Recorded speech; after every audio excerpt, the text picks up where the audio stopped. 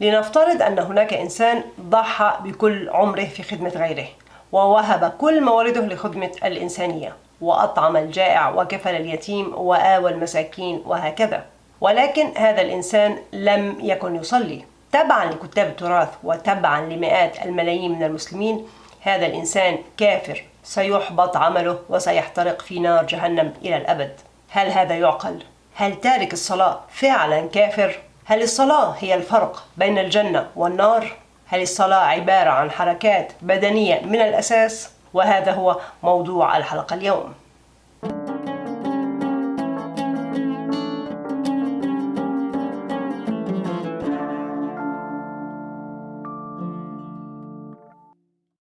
قبل أن أبدأ، هذه الحلقة تنتقد وتشكك في مفهوم الصلاة المتوارث، ولذلك أقترح على أي إنسان مرتاح ومطمئن لصلاة التراث ولا يريد أن يتعرض لأي تنافر في مفهومها ألا يتفرج على هذه الحلقة. تعرف الصلاة في اللغة بأنها الدعاء، وفي الشرع بأنها عبادة الله. حسب التراث، الصلاة عبارة عن حركات وأقوال تؤدى كنوع من أنواع العبادة والتقرب إلى الله. الصلاة هي عماد الدين، وهي أفضل وأحب الأعمال إلى الله، والصلاة فرض على كل إنسان مسلم، وهي تشمل ركعتي الفجر، 4 ركعات الظهر، 4 ركعات العصر، 3 ركعات المغرب، و4 ركعات العشاء.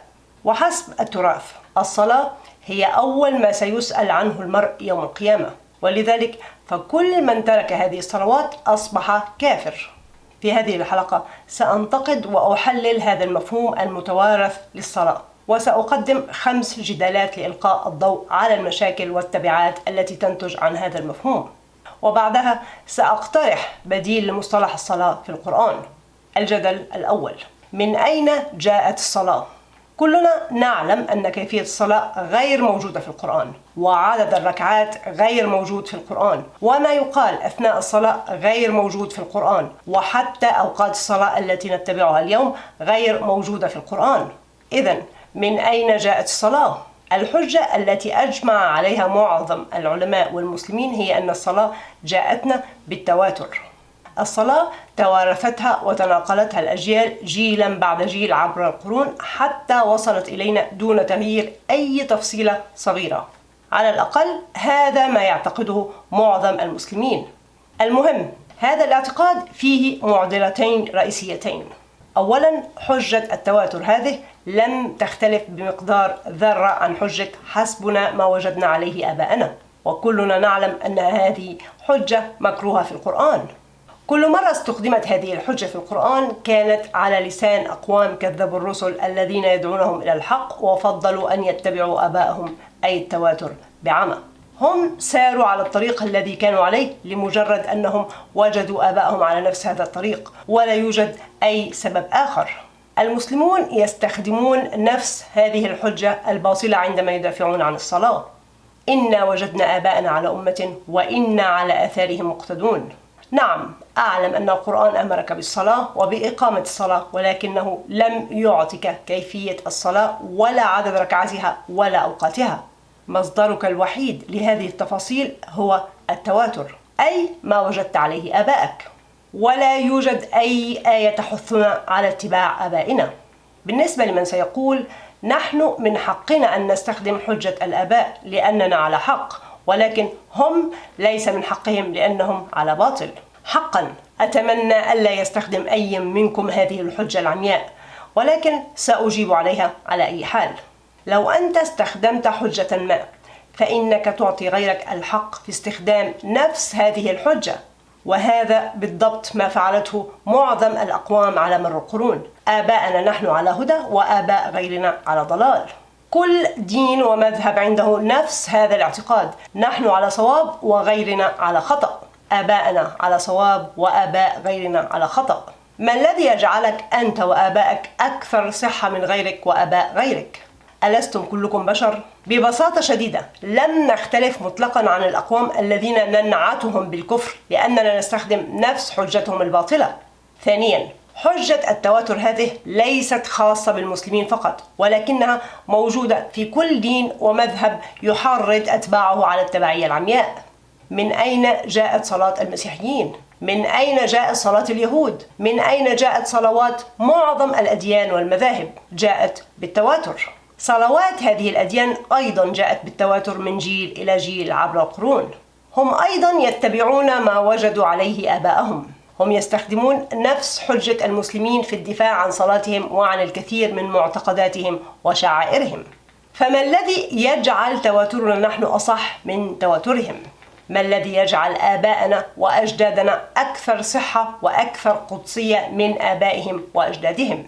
عندما تستخدم حجة التواتر لتقنع صديقك المسيحي بصحة صلاتك، ثم يستخدم هو نفس هذه الحجة للدفاع عن صلاته، لماذا تعتقد أن تواترك يهزم تواتره؟ بالنسبة لمن سيقول كلنا نعلم أن دينهم محرف وباطل وأن ديننا هو الحق، ولكن هو يعتقد نفس الشيء بالنسبة لك ولمعتقداتك. صديقك هذا يعتقد أنه هو على حق وأن تواتره هو على حق وأن دينك ودين آبائك محرف وباطل كما تعتقد أنت تماما.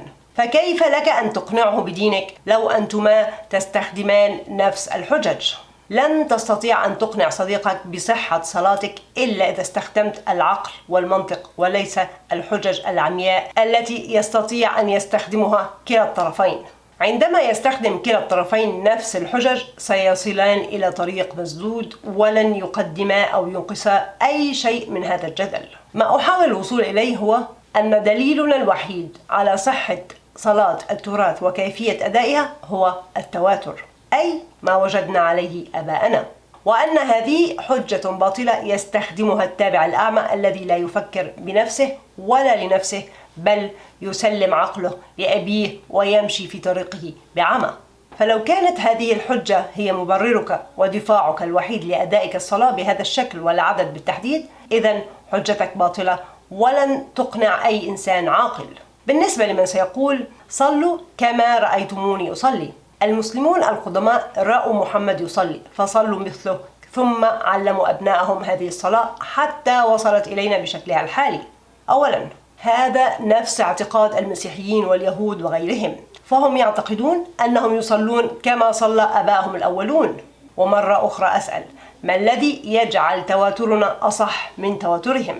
وبما أنكم تشككون في صحة تواترهم، إذن أنتم تشككون في أمانة البشر بشكل عام. فلماذا تشككون في تواترهم وليس في تواتركم؟ ألم ينقل إليكم الصلاة بشر كما نقل إليهم الصلاة بشر؟ ثانيا، نحن شخصيا لم نرى محمد يصلي. الأمر الموجه في الحديث ليس لنا لأننا لم نره يصلي، ولكن هذا الأمر لو فرضا كان على لسان محمد موجه لمن عاصره ورآه يصلي فقط.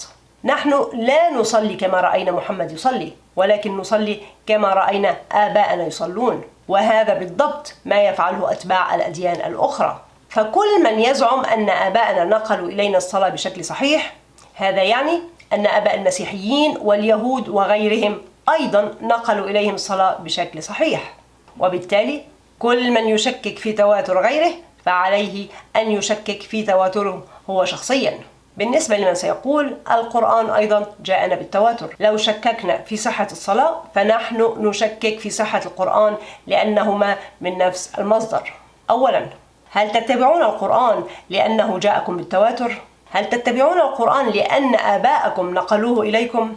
أم أنكم درستم القرآن وتدبرتم آياته ووجدتم فيه من الحق والرحمة والعدل والإحسان والإنسانية ما يقنعكم بتصديقه واتباعه؟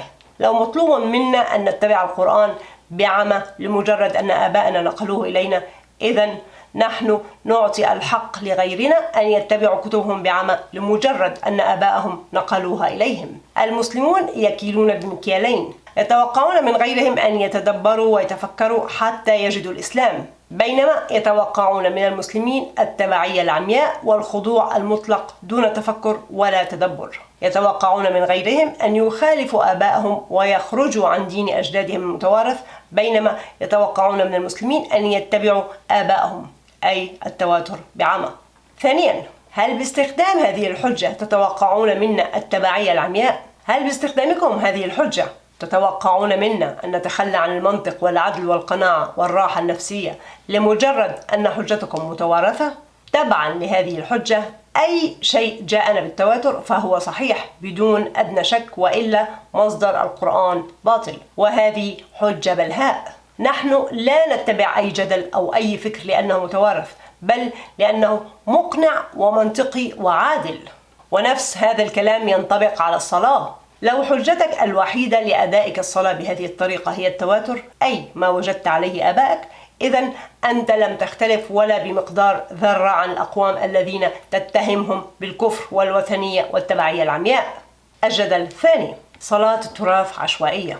تبعا للتراث يجب على كل مسلم أن يؤدي ال5 صلوات المفروضة يوميا بحركاتها وقيامها وقعودها وسجودها وركوعها. المشكلة الأولى كما ذكرت في الجدل الأول أنه لا يوجد أي دليل على كيفية الصلاة ولا على عدد الركعات أو عدد الصلوات في اليوم عدد تواتر، الذي يعتبر حجة باطلة وعمياء. لا يوجد أي دليل أن هذه الصلاة 4 ركعات أو أن هذه الصلاة 3 ركعات أو أن هناك 5 صلوات في اليوم سوى التواتر. أي إنسان يصلي صلاة التراث لمجرد أنها متوارثة هو تابع أعمى. المشكلة الثانية هي أن هذه الأرقام مجرد أرقام عشوائية لا معنى لها. عدد الركعات مجرد رقم عشوائي لا دليل عليه ولا معنى له، وعدد الصلوات اليومية أيضا مجرد رقم عشوائي لا دليل عليه ولا معنى له. لو كانت هذه الأرقام مختلفة أو كانت كيفية الصلاة مختلفة كنا سنتقبلها على أي حال، وكنا سنكفر كل من يرفضها. لو كان العشاء 5 ركعات بدلا من 4 لن يكون هناك أي فرق، لأننا كنا سنتقبله بعمى وندافع عن كونه 5 ركعات. لو كان المغرب 7 ركعات بدلا من 3 كنا سنكفر كل من صلاه 3. لو كانت الصلاة مجرد سجود فقط دون قيام أو ركوع كنا سنتقبلها بعمى ونكفر كل من قام وركع. كان من الممكن أن تكون الصلاة على أي هيئة وبأي شكل وبأي طريقة وبأي عدد من الركعات، وكنا سنتقبلها بعمى لمجرد أننا توارثناها. لو سألك أي إنسان لماذا تصلي 5 مرات في اليوم ولماذا 17 ركعة ولماذا بهذه الطريقة، الجواب الوحيد الممكن في هذه الحالة هو: رأيت أبي يصلي بهذه الطريقة فصليت مثله. المسلمون يصلون بهذه الطريقة منذ قرون وأنا أتبعهم، ولذلك يجب عليك أنت أيضا أن تتبعهم. لا يوجد أي جدالات عقلية أو منطقية يمكنك أن تستخدمها للدفاع عن هذه الأرقام والحركات العشوائية.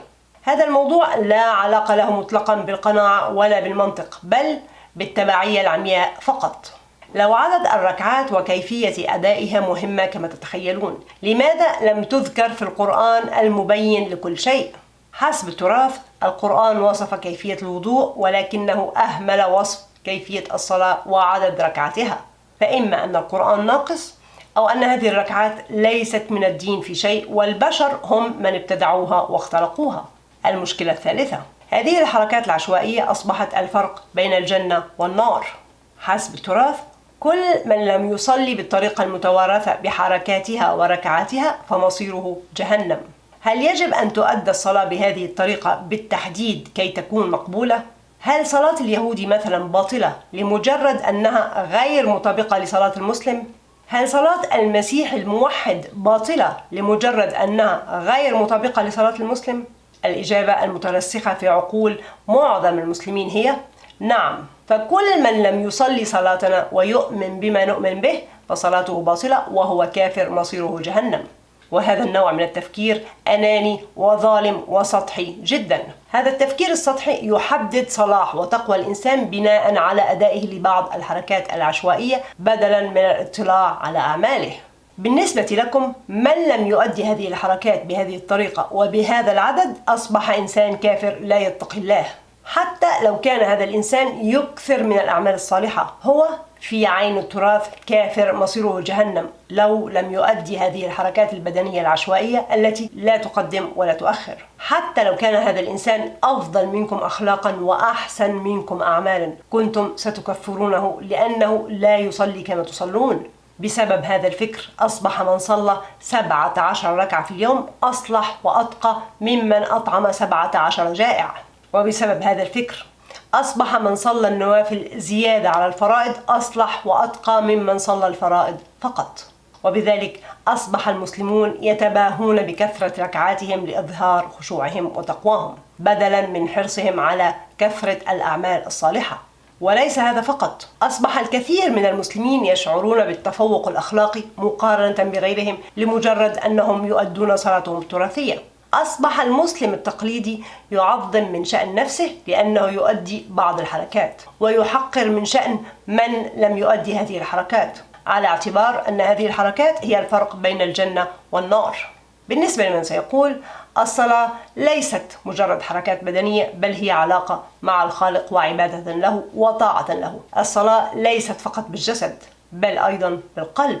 حتى لو كان هذا الكلام صحيح، أنتم لازلتم تكفرون من لم يؤدي الحركات البدنية ويصلي الصلاة التقليدية بغض النظر عن خشوعه وعلاقته مع الخالق. أنتم لا تستطيعون الاطلاع على قلوب الناس ولا تحاسبونهم بناء على خشوعهم في الصلاة، بل على أدائهم أو عدم أدائهم للصلاة الحركية بهذا الشكل المحدد. أي أن اليهودي أو المسيحي الخاشع للخالق في صلاته لا زالت صلاته باطلة، لأنها ليست نفس الحركات التي يؤديها المسلم، مما يعني أن الصلاة بالنسبة لكم بالبدن وليست بالقلب، لأنها لو كانت بالقلب لكان من حق أي إنسان أن يصلي بالطريقة التي تريحه في أي وقت يريحه. بالنسبة لمن سيقول هل تريدين أن يصلي كل إنسان على حسب مزاجه؟ يجب أن تكون هناك طريقة محددة وموحدة لأداء الصلاة وعدد محدد وموحد من الركعات، وإلا ستعم الفوضى. أولا، لو كان هذا الكلام صحيح، لماذا لم تذكر هذه الكيفية وهذا العدد في القرآن لتجنب حدوث هذه الفوضى؟ ولماذا أهمل الخالق هذه التفاصيل لو كانت بالأهمية التي تتخيلونها؟ ثانيا، من أين جئتم بفكرة أن كيفية الصلاة يجب أن تكون موحدة؟ من أين استنتجتم أن جميع الناس يجب أن يصلوا بنفس الطريقة؟ مرة أخرى، دليلكم الوحيد هو التواتر، أي التبعية العمياء. القرآن لم يعطي تفاصيل كيفية الصلاة ولا عدد ركعتها ولا ما يقال أثناء الصلاة ولا أوقاتها ولا مدتها. كتاب التراث هم من اختلقوا هذه الحركات العشوائية وأفردوا لها كتبا ومجلدات لا حصر لها عن كيفية الصلاة، كما أفرد أتباع الأديان الأخرى كتبا ومجلدات عن كيفية صلواتهم وشعائرهم. وبما أنكم تكفرونهم وتزعمون أن صلاتهم باطلة، فكيف اختلفت صلاتكم عن صلاتهم؟ الجدل الثالث: ما هو الهدف من الصلاة؟ لماذا تصلي؟ ما الذي يجعلك تصلي 5 مرات في اليوم؟ ما الذي تحققه عندما تصلي؟ الجواب المتوقع هو: أنا أصلي استجابة وطاعة لأوامر الله، وأصلي لكي أعبد الله وأتقرب إليه. ولكن كيف تحقق هذه الأهداف؟ كيف تعبد الله وكيف تتقرب إليه؟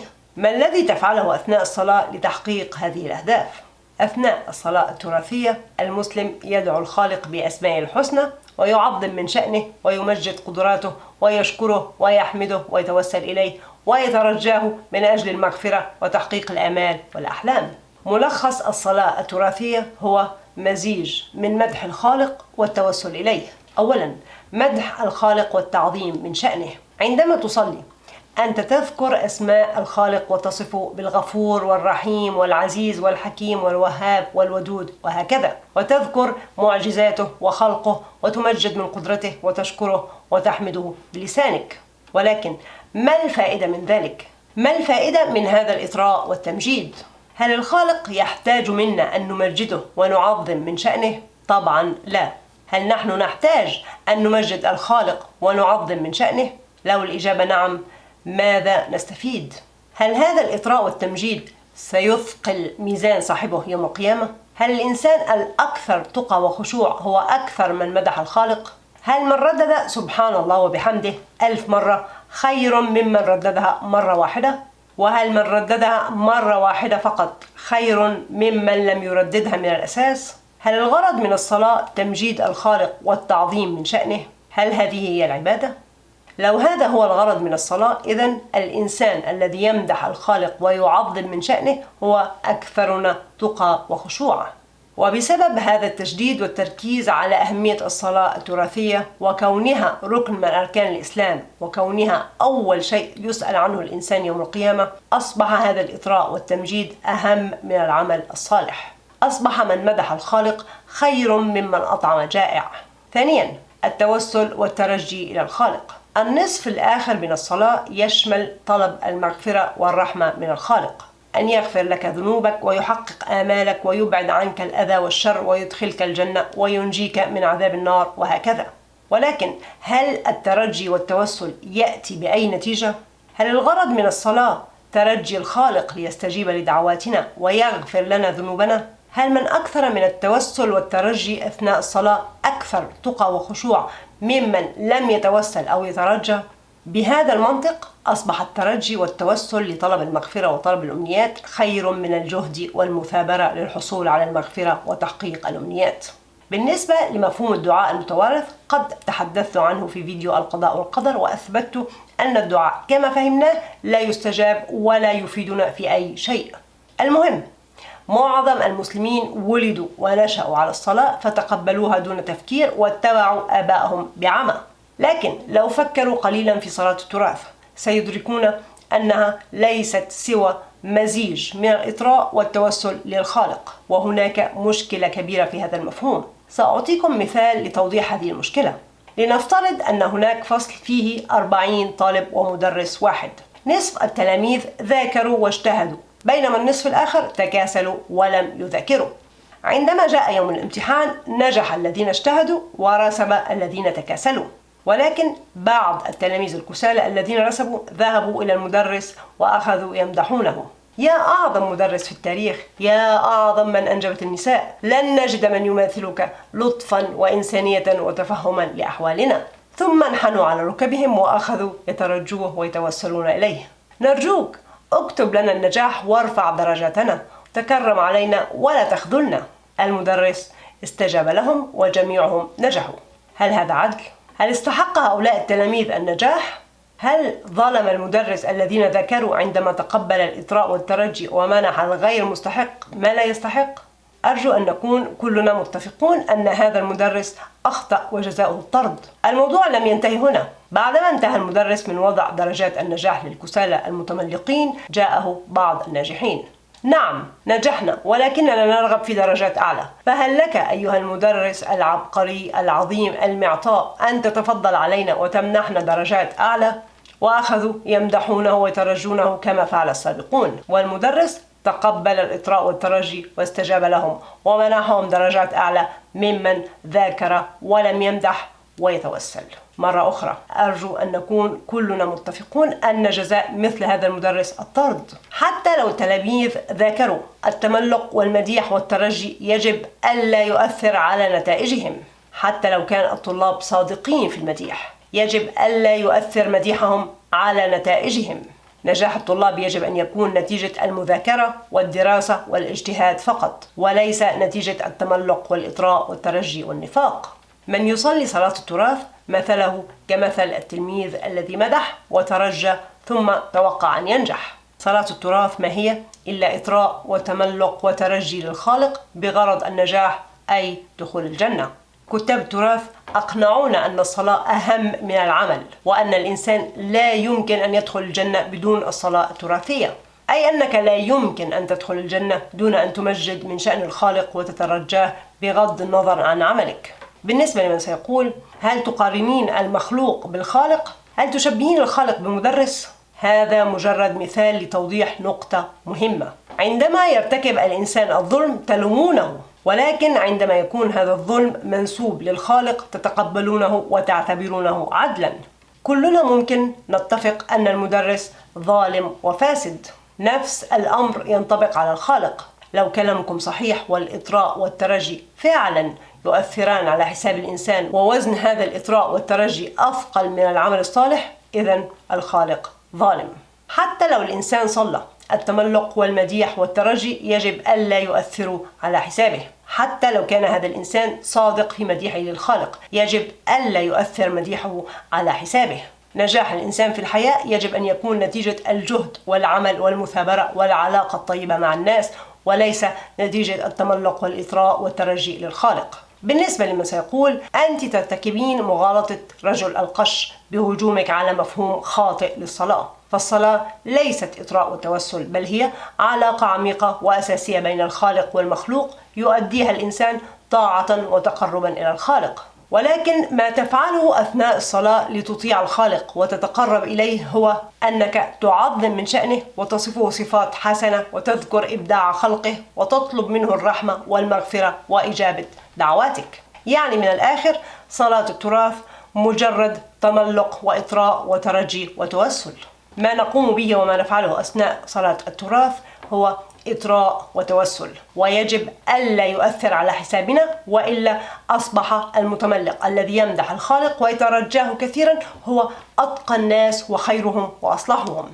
بمنتهى البساطة لا توجد أي فائدة تعود على أي إنسان عندما يردد صفات الخالق ويعظم من شأنه آلاف المرات ويتوسل إليه ليلا ونهارا. الهدف من الصلاة التراثية هو التملق والتوسل للخالق من أجل دخول الجنة. هذا المفهوم للصلاة يخلق مجتمع منافق متملق ومتكاسل لا يعمل الصالحات ولا يجتهد، لأنه يعتقد أن هذه الصلاة تكفيه لدخول الجنة. الجدل الرابع: صلاة التراث تظلم الإنسان. تصديقنا لمفهوم الصلاة المتوارث يتسبب في الظلم وينتج عنه أضرار لا يراها الكثير من الناس. أولا، لا يوجد أي دليل على صحة الصلاة التراثية سوى التواتر، ومع ذلك نتوقع من الناس أن يصدقوا ويؤمنوا بعمى دون أي دليل منطقي، وإلا مصيرهم جهنم. وهذا ظلم، لأننا نتوقع من الناس أن يصدقوا أمرا ما بعمى دون أن يطلبوا أي دليل. لنفترض أنني قلت لكم أنه يحرم على المصلي أن يفتح عيناه أثناء الصلاة كي لا تبطل صلاته. بالتأكيد لن يصدقني أحد، وستطلبون مني الدليل على صحة هذا الكلام. السؤال الأول: هل من حقكم أن تطلبوا مني دليل؟ لو الجواب نعم، إذن لماذا ليس من حق الإنسان العادي أن يطلب الدليل كي يقتنع قبل أن يصلي صلاة التراث بعمى؟ السؤال الثاني: لنفترض أنكم لم تصدقوني لأنني لم أعطكم دليل، ويوم القيامة اتضح أن كل كلامي صحيح وكل من صلى وعيناه مفتوحتان صلاته باطلة وسيحبط عمله بما أن صلاته كانت باطلة، ولذلك مصيره جهنم. هل هذا عادل برأيكم؟ هل من طلب دليل قبل أن يصدق شيئا ما مصيره جهنم؟ هل من العدل أن يلقي الخالق كل من يطلب دليلا على صحة صلاة التراث أو أي أمر آخر في جهنم؟ هل يتوقع منا الخالق التبعية العمياء والتصديق دون طلب دليل؟ أم يتوقع منا أن نبحث وندرس ونتدبر ونجتهد وألا نؤمن بأي شيء دون وجود أدلة وأسباب مقنعة؟ حتى لو صلاة التراث صحيحة، كل من لم يصليها وألقي به في النار قد ظلم، لأنه لا يوجد أي دليل على صحة هذه الصلاة، وكان متوقع منه أن يصدق ويؤمن بعمى. عندما نتوقع من أي إنسان أن يصدق أو ينفذ أمرا ما دون دليل فهذا ظلم له، لأن من حق أي إنسان أن يطلب الدليل كي يطمئن قلبه قبل أن يصدق أو ينفذ أي شيء.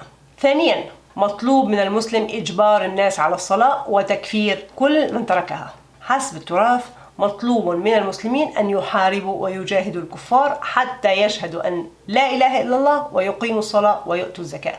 وبما أن تارك الصلاة كافر بالإجماع، مطلوب منا أن نحارب ونجاهد هذا الكافر كي يتوب ويعود إلى رشده، وإلا يقتل. هذا ظلم، لأنه يسلب الإنسان حريته ويحرمه من اتخاذ القرار الذي يريده، فإما أن يصلي وإما أن يقتل. وحتى لو صلى هو غالبا يصلي خوفا من القتل وليس قناعة وحبا في الصلاة التي أكره عليها.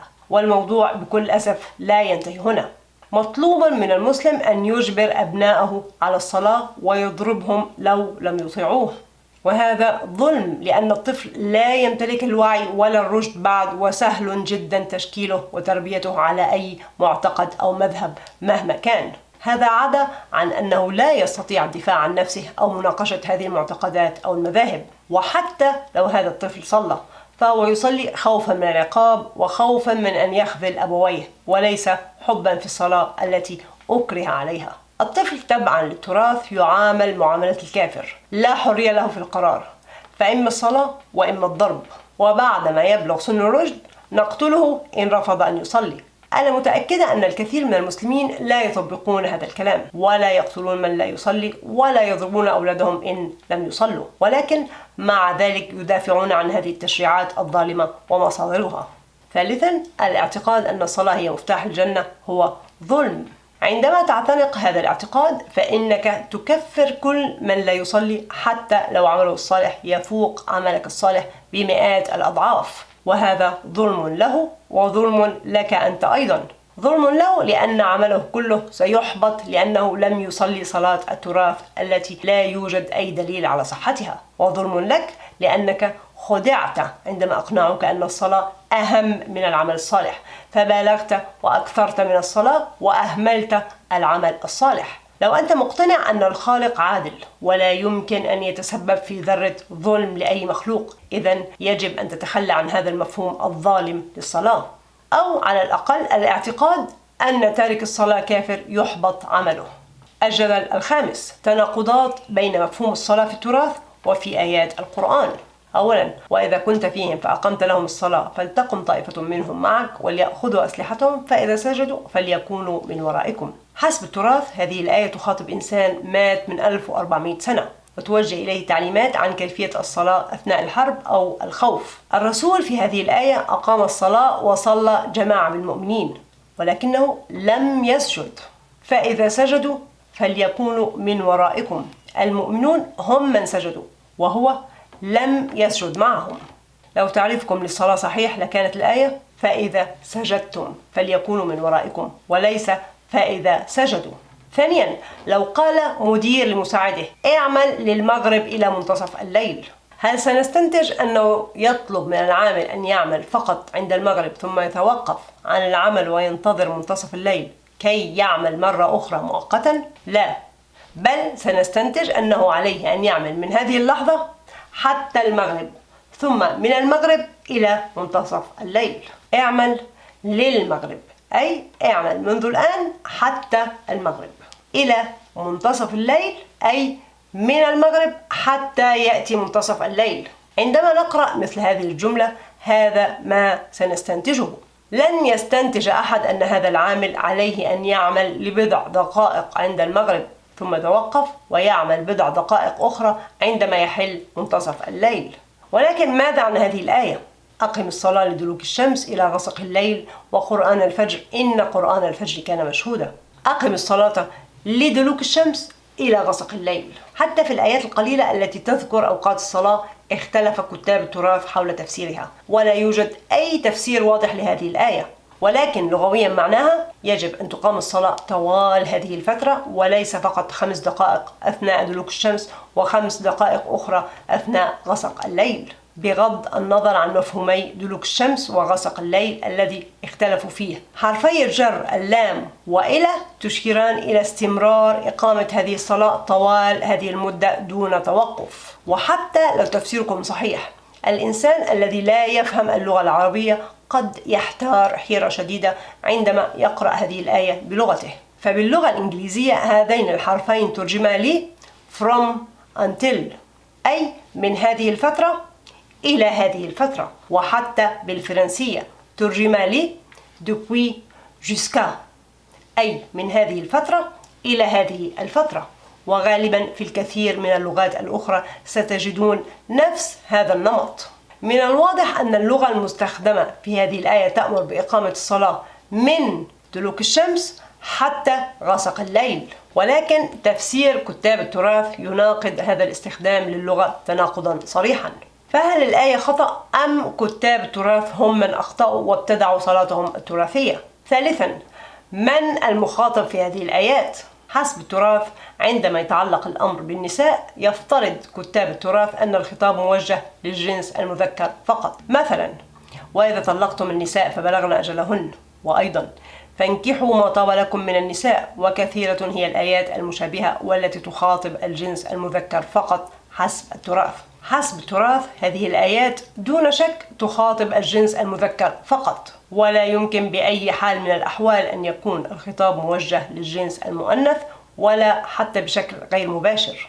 لكن عندما نأتي لآيات الصلاة نجد أنفسنا في حيرة شديدة، فهذه الآيات تذكر ملامسة النساء، فهل هذه الآيات تخاطب الجنس المذكر فقط أم الجنسين معا؟ ولو هذه الآيات بالتحديد تخاطب الجنس المؤنث بشكل غير مباشر، ماذا عن الآيات الأخرى؟ وقد تحدثت عن هذه المشكلة بتفصيل أكثر في فيديو الألفاظ المذكرة والمؤنثة، وأيضا في فيديو النكاح والطلاق. رابعا، لو تفاسير التراث صحيحة، هل تارك الصلاة فعلا كافر؟ هناك مثلا آية تقول: لكن الراسخون في العلم منهم والمؤمنون يؤمنون بما أنزل إليك وما أنزل من قبلك والمقيمين الصلاة والمؤتون الزكاة. لماذا تم فصل المقيمين الصلاة عن المؤمنين؟ أليس المؤمن بالضرورة يصلي حسب كتب التراث؟ هذه الآية توضح أن المقيم الصلاة ليس بالضرورة مؤمن، وأن المؤمن ليس بالضرورة مقيما للصلاة، وإلا لماذا تم فصلهما عن بعض؟ وفي آية ثانية: إنما وليكم الله ورسوله والذين آمنوا الذين يقيمون الصلاة ويؤتون الزكاة وهم راكعون. بما أن هذه الآية تذكر الذين آمنوا الذين يقيمون الصلاة، هذا يعني أن هناك من الذين آمنوا من لا يقيم الصلاة، مما يؤكد أن من لا يقيم الصلاة ليس كافرا. هذه الآيات وما يشابهها تثبت أن تارك الصلاة ليس كافرا، حتى لو كلامي خطأ وتفاسير التراث صحيحة. تارك الصلاة ليس كافرا. خامسا، صلاة التراث لا تنهى عن الفحشاء والمنكر. كلنا نعلم الآية التي تقول: وأقم الصلاة إن الصلاة تنهى عن الفحشاء والمنكر. حسب التراث يجب على كل من يصلي أن ينتهي عن الفحشاء والمنكر، وإلا فصلاته غير مقبولة. ولكن هل الصلاة كما عرفها التراث فعلا تنهى عن الفحشاء والمنكر؟ هل أداء أي إنسان لصلاة التراث يمنعه من السرقة والقتل والغش والنهب والظلم والبغي؟ مطلقا. فهناك الكثير ممن يصلون ولكن صلاتهم هذه لا تنهاهم عن ارتكاب الفحشاء والمنكر، فهم يصلون وفي نفس الوقت يسرقون ويغشون ويبغون ويظلمون ويقتلون وهكذا. وفي نفس الوقت يوجد من لا يصلي صلاة التراث ومع ذلك ينتهي عن الفحشاء والمنكر. لنفترض أنك تصلي 5 مرات في اليوم زائد النوافل. ما الذي يمنعك من اقتحام بيت جارك وقتله؟ وما الذي يمنع جارك الذي لا يصلي من اقتحام بيتك وقتلك؟ في كلتا الحالتين صلاة التراث ليست هي ما يمنعك من قتل جارك، لأن بإمكانك قتله في أي وقت شئت حتى لو كنت تصلي، وليست ما يمنعه هو من قتلك لأنه لا يصلي من الأساس. بالنسبة لمن سيقول: من لم تنهه صلاته عن الفحشاء والمنكر فهي ليست صلاة من الأساس. ولكن تفسير التراث لهذه الآية ينهار فورا عندما نجد من لا يصلي ومع ذلك لا يرتكب الفحشاء والمنكر. فما الذي نهى هذا الإنسان الغير مصلي عن الفحشاء والمنكر؟ تفسير التراث لا يصلح أبدا لهذه الآية. إذن ما هو التفسير الذي يصلح لهذه الآية؟ ما هو التفسير الأصلح لمفهوم الصلاة الذي ينهى عن الفحشاء والمنكر بالفعل؟ ومن هنا نأتي للبديل. ما الذي يمنع أي إنسان في أي دولة من ارتكاب الفحشاء والمنكر؟ بداية، أنا أعتقد أن معظم الناس لديهم مبادئ وقيم بداخلهم تمنعهم من ارتكاب الشرور وتؤنبهم عندما يجرمون في حق غيرهم بغض النظر عن اعتقاداتهم أو مذاهبهم. ولكن لو افترضنا أن هذه المبادئ والقيم غير موجودة، ما الذي سيمنع الناس من ارتكاب الفحشاء والمنكر؟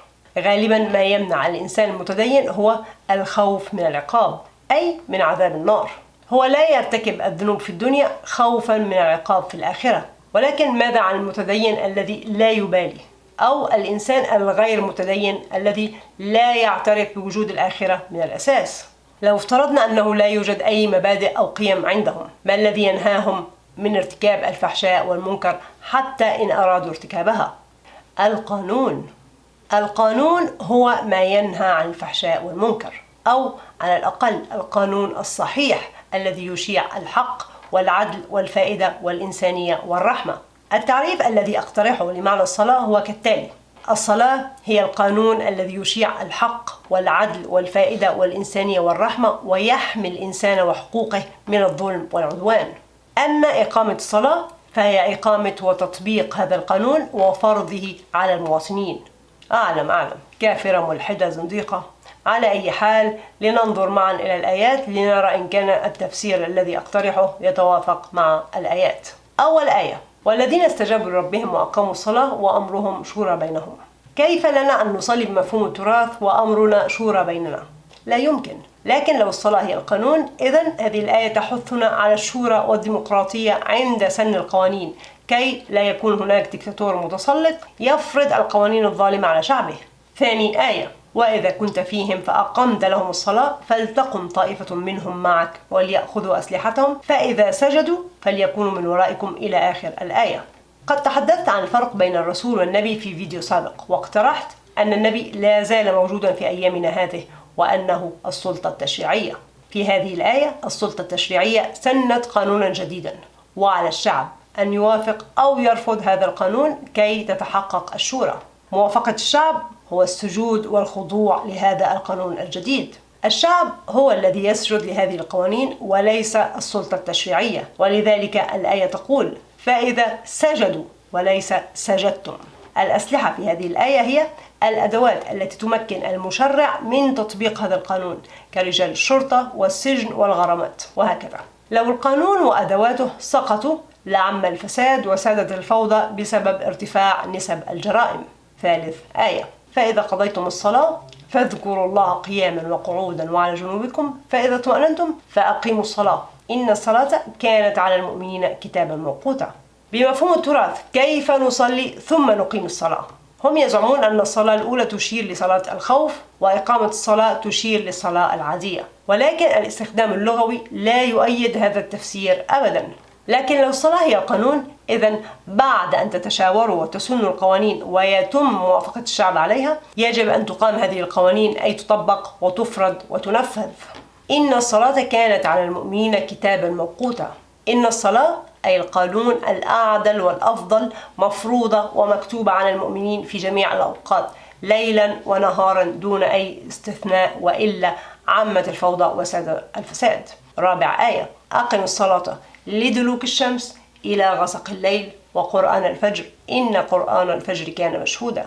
أي أن القانون يجب أن يطبق في كل ساعات النهار وكل ساعات الليل دون توقف، وهذا معنى يصلح للاستخدام اللغوي في الآية، حيث أن الصلاة يجب أن تقام في هذه الفترة كلها وليس بشكل متقطع.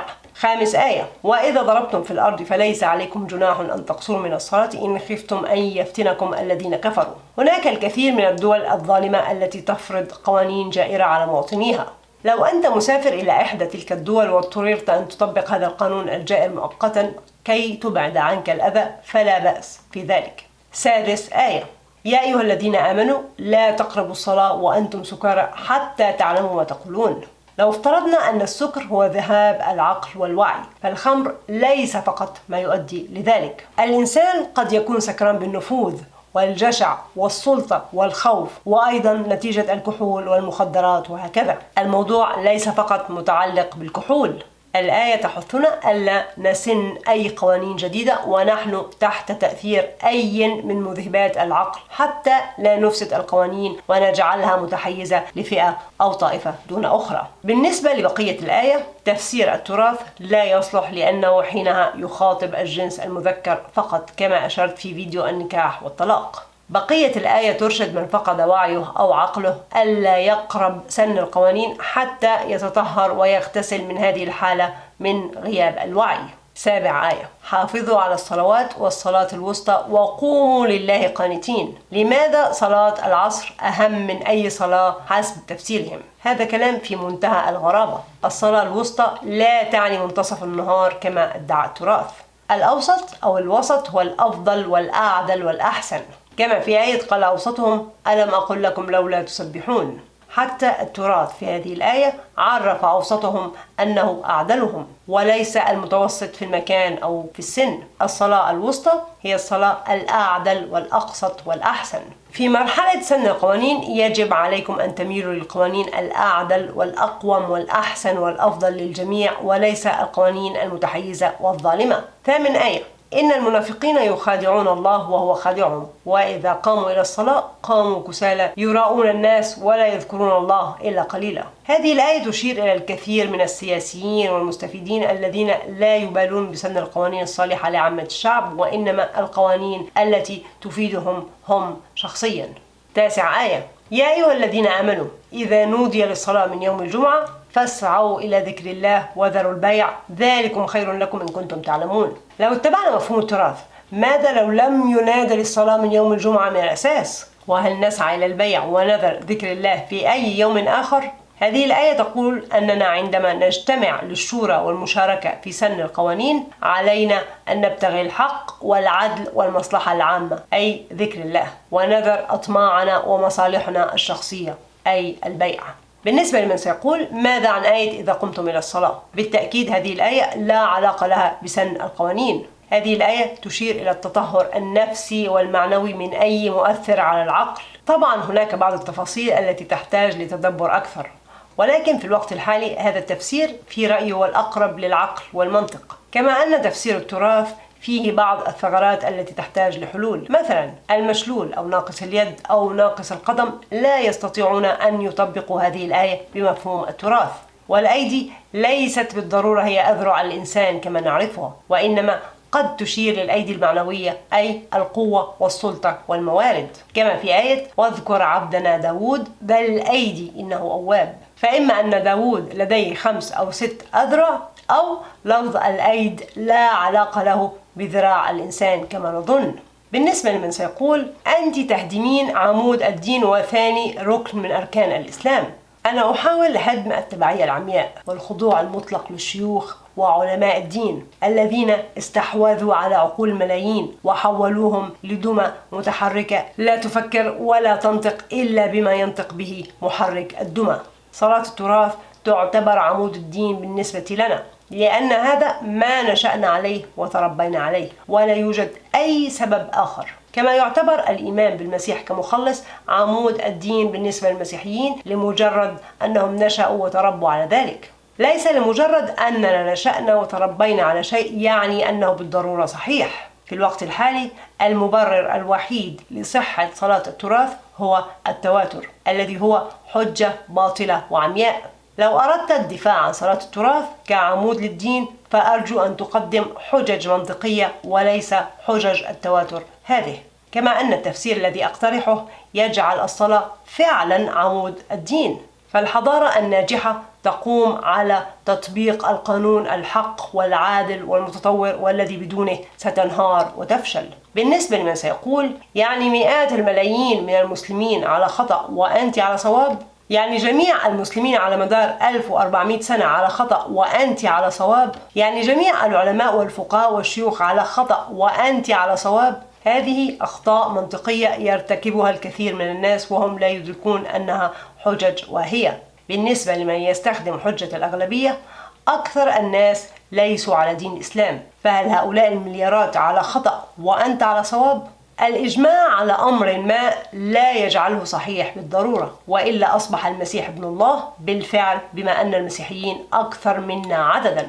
بالنسبة لمن يستخدم حجة التواتر والتقاليد المتوارثة، المسيحية واليهودية أقدم من الإسلام بقرون، فهل المليارات من المسيحيين واليهود على مدى القرون على خطأ وأنت على صواب؟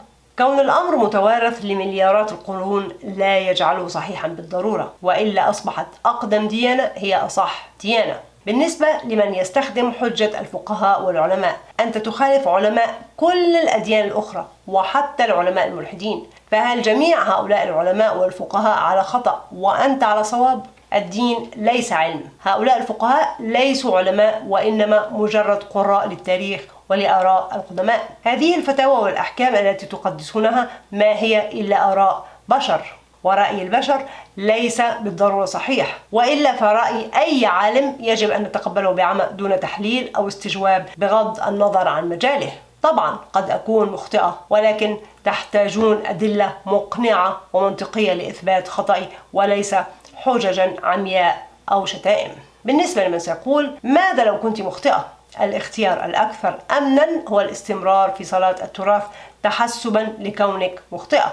طيب ماذا لو كنا نحن مخطئون في كون المسيح ابن الله، أو صحة صلاة اليهود، أو صحة معتقدات الهندوس وهكذا؟ بهذا المنطق لماذا لا نصدق ونطبق هذه المعتقدات تحسبا لكوننا مخطئون؟ هذه حجة بإمكان كلا الطرفين استخدامها وتؤدي بنا لطريق مسدود. طبعا قد أكون مخطئة ولا مانع عندي في ذلك، ولكن أليس هناك احتمال ولو 1% أن تكون أنت مخطئ؟ لو الإجابة لا، فلا جدوى من النقاش. بالنسبة لمن سيقول إذن كيف نتواصل مع الخالق وكيف نعبده؟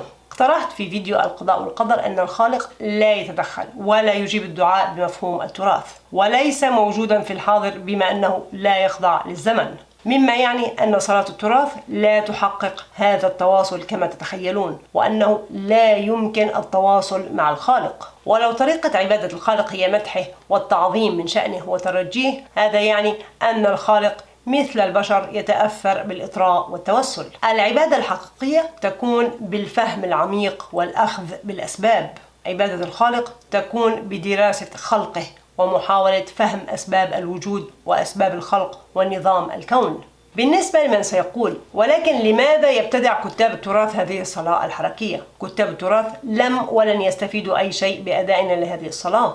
كتاب التراث حسب اعتقادي اختلقوا الصلاة التراثية من أجل غرضين رئيسيين. أولا، من أجل جعل الإنسان خاضعا ومستسلما يطبق كل ما يملى عليه دون أي رغبة في الفهم أو التحقق. أحد أهم الصفات التي يحاول علماء الدين تنميتها في عقول أتباعهم هي التبعية العمياء. يريدون خلق أجيال من الأتباع العمي الذين لا يفكرون بأنفسهم ولا لأنفسهم ولا يشككون في الأوامر التي يتلقونها، وإنما يقولون سمعا وطاعة. كل إنسان يصلي صلاة التراث اليوم لمجرد أنه وجد عليها آباؤه، فهو بدون وعي ينمي في داخله فكرة أنه ليس من حقه الاستجواب والانتقاد، وليس من حقه طلب الأدلة على ما يلقن، وإنما واجبه أن يقول سمعا وطاعة. علماء الدين لا يريدون لنا الاستقلال الفكري، وإنما يريدون أن يبقونا تحت سيطرتهم، معتمدين خاضعين مستسلمين قطيعا يسهل توجيهه. وصلاة التراث مجرد أداة بسيطة من الأدوات الكثيرة التي يستخدمونها في تنمية وترسيخ هذه الأفكار في عقول تابعيهم ومريديهم. أحد أقوى الحجج التراثية التي تستخدم في إطفاء شعلة التفكير لدى أي مسلم تمت برمجته على أداء صلاة التراث بركعاتها هي: لماذا تصلي المغرب 3 ركعات؟ كم مرة أنت سألت سؤال في محله أو اقترحت جدل قد يهدم بعض الموروث، ولكن سألك أحدهم هذا السؤال فأسكتك وهدم به جدلك؟ لماذا تصلي هذه الصلاة بهذا العدد من الركعات؟ الغرض من هذا السؤال هو جعل متلقي السؤال عاجز عن الإجابة، لأنه تبرمج على كون صلاة المغرب 3 ركعات منذ صغره. ولمدة طويلة ظل هذا السؤال يهدم لي جدلي ويبطل حجتي، لأنني بكل أسف نشأت واعتدت على تأدية الصلاة بهذا الشكل وبهذا العدد من الركعات. ولكن الآن أستطيع بكل ثقة أن أقول أننا خدعنا، وأن هذه الصلاة بحركاتها وعدد ركعاتها مختلقة ومبتدعة، واستخدمت في أسر عقولنا وإطفاء شعلة التفكير فينا. ثانيا، صلاة التراث يسرت تجمع الناس في مكان واحد من أجل سلب عقولهم وأموالهم. تعلمنا منذ الصغر أن الصلاة في المسجد خير من الصلاة في المنزل، وأن المتأخر عن صلاة المسجد بدون عذر فلا صلاة له. الغرض من زراعة هذه التشريعات والأفكار في عقول الأجيال هو أنهم يريدون أكبر عدد ممكن من الناس في المساجد عدة مرات في اليوم. كلما زاد عدد الناس في المساجد كلما ازدادت سهولة توجيههم والتحكم فيهم وبث الأفكار المسمومة في عقولهم، مما يزيدهم خضوعا واستسلاما. وخطب الجمعة لا زالت تأتي مكتوبة مطبوعة من رأس السلطة، وكل خطيب يلقي نفس الخطبة الممنهجة على قطيعه. خطب مغرضة وشيطانية تتلاعب بعقول الناس كي تزيدهم تمسكا بطريقهم ومنهجهم الأعمى وتخوفهم من الخروج عنه. وكلما زاد عدد الناس في المساجد كلما ازدادت التبرعات والأموال التي ينهبونها، فبدلا من تشجيع الناس على إطعام الفقراء بأنفسهم يشجعونهم على وضع تبرعاتهم في صندوق المسجد. بالنسبة لمن سيقول هل أنت ملحدة؟ هذا يعتمد على تعريفكم للملحد. بالنسبة لكم أي إنسان يفكر باستقلال ويكثر من الأسئلة تتهمونه بالإلحاد. لو الملحد بالنسبة لكم هو الإنسان الذي يتفكر ويتدبر ولا يتبع أي إنسان بعمى ويبحث عن أدلة وإجابات منطقية، إذن نعم أنا ملحدة. لو الملحد هو الإنسان الذي لا يعترف بوجود الخالق، إذن أنا لست ملحدة. ونفس الفكرة بالنسبة لكوني مؤمنة، هذا يعتمد على تعريفكم للمؤمن. لو المؤمن هو التابع الأعمى الذي لا يفكر بنفسه ولا لنفسه ويكفر كل من خلفه الرأي ويصدق كل ما يلقن بدون طلب دليل، إذن لا، أنا لست مؤمنة ولا أريد أن أكون مؤمنة حسب هذا التعريف.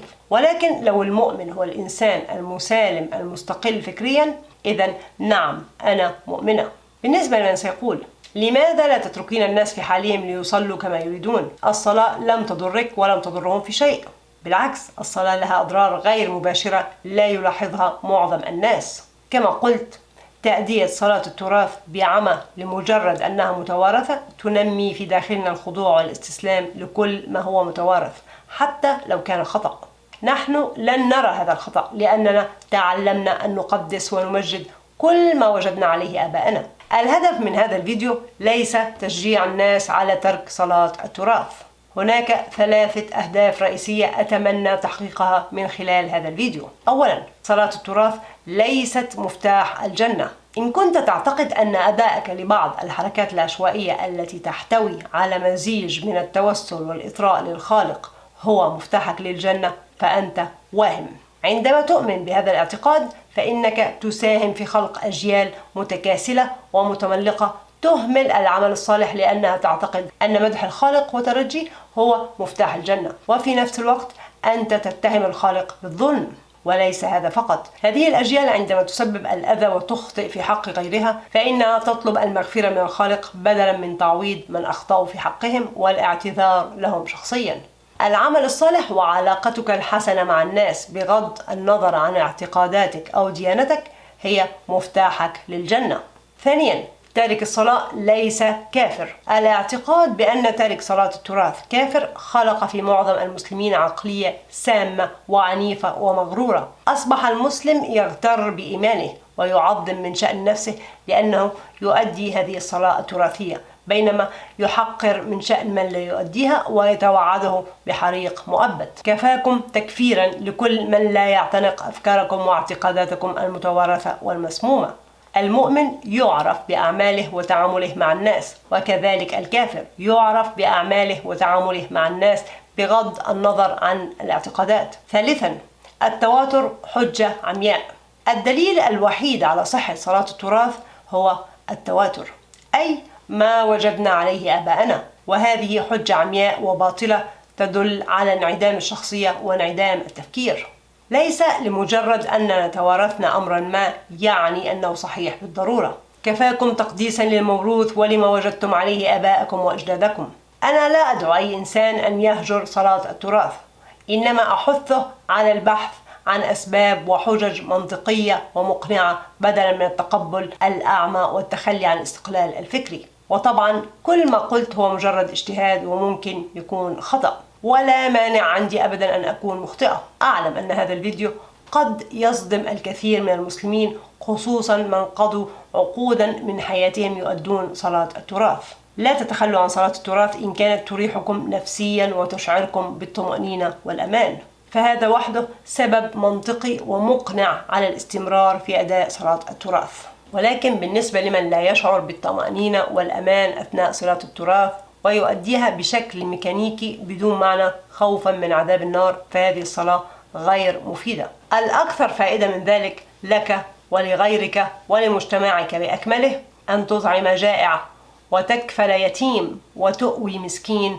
وتساهم في بناء مدارس ومستشفيات وملاجئ وتساعد كل محتاج وتميت الأذى عن الطريق وتعامل كل الناس بود واحترام بغض النظر عن معتقداتهم. قال تعالى: الذين يستمعون القول فيتبعون أحسنه أولئك الذين هداهم الله وأولئك هم أولو الألباب أولئك الذين يستخدمون عقولهم. لماذا لا نكون منهم؟ والسلام عليكم ورحمة الله وبركاته.